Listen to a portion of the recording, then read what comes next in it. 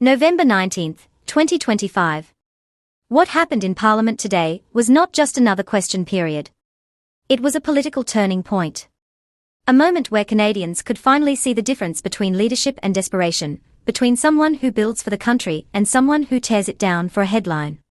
And that difference was crystal clear. On one side, Mark Carney, confident, composed, already thinking 2 steps ahead as the crucial budget vote approaches. On the other side, Pierre Poilievre, same prescripted lines, ignoring facts, avoiding substance, and looking increasingly cornered. Today, Poilievre wasn't just challenged. He was exposed. And by the time this video ends, you will understand why this exchange might go down as one of the most defining moments of the entire Carney-Poilievre era. Let's go line by line, word for word, no cuts, no edits. The Prime Minister's costly deficit gambles our future on the national credit card. And it drives up food, housing, and tax bills. In fact, the Parliamentary Budget Officer has revealed in his recent report the Prime Minister has doubled Justin Trudeau's deficit. He's brought in the biggest deficit in Canadian history outside of the pandemic, $16 billion bigger than he promised only 7 months ago. Why isn't the Prime Minister breaking his word and forcing Canadians to pay higher inflation today and higher taxes tomorrow for his costly credit card budget? Carney rises, calm, almost smiling. Mr. Speaker, today is a good day. Inflation is down 2.2%. It's for almost 2 years it's running within the Bank of Canada's target. Mr. Speaker, today this is a good month. Unemployment is down again. Jobs are up again. Mr. Speaker, today is a historic day. The Leader of the Opposition and his colleagues have an opportunity to vote for generational investment to build this economy. He didn't even finish the sentence and the Liberal benches were already cheering. Because this wasn't random QP.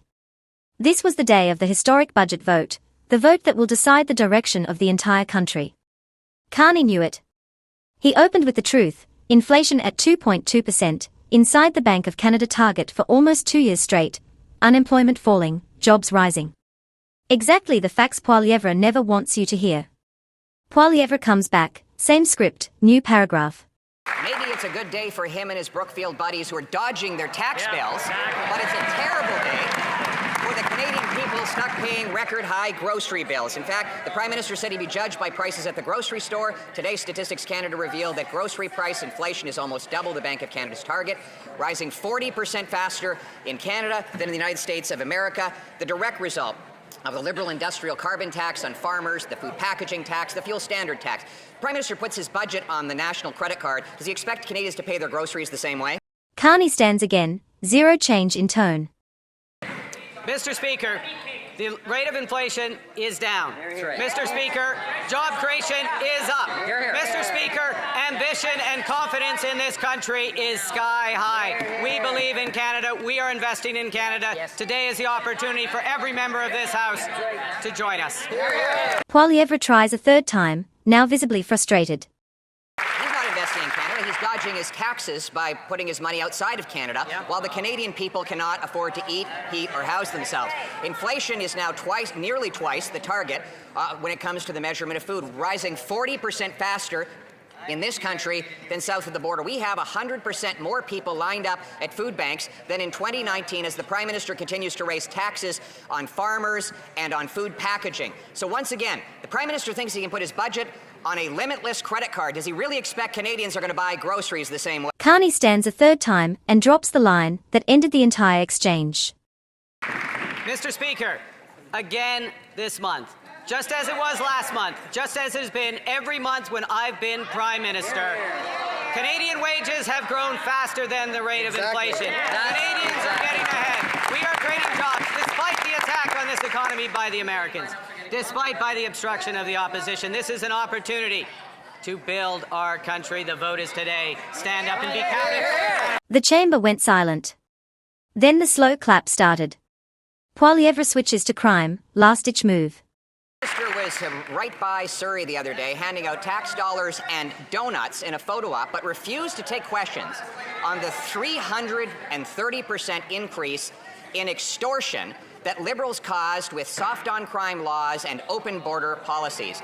They've allowed extortionists out of prison by eliminating mandatory prison sentences, and they've allowed foreign gangsters to have visitor visas to kill our people in the streets.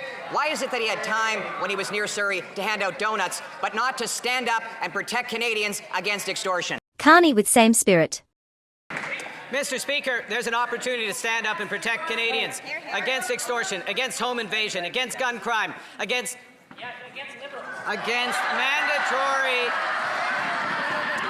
against online harm to children. We are putting these legislations in front of this House. The opposition has a chance to support it.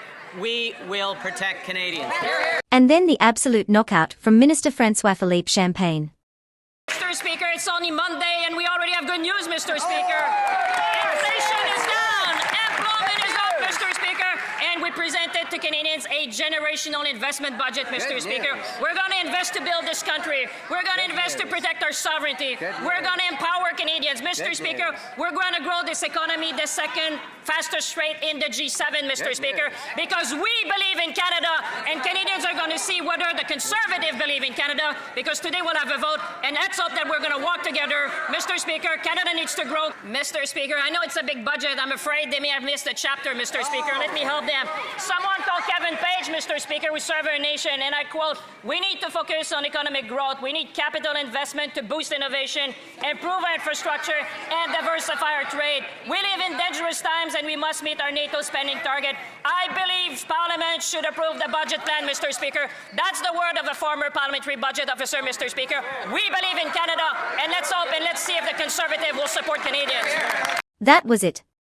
Carney walked in with confidence, facts, leadership, and momentum.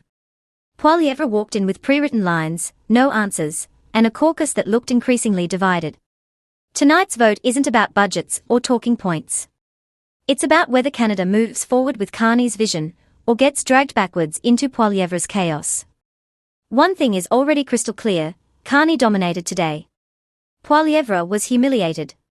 And the Conservatives look more fractured than ever. Drop your favorite line from today in the comments right now. Stand up and be counted. Champagne quoting Kevin Page. Or just type "Carney cooked him" if that's all you've got. Smash like if you felt that energy. Subscribe and turn on notifications. Canada just watched leadership versus desperation in real time.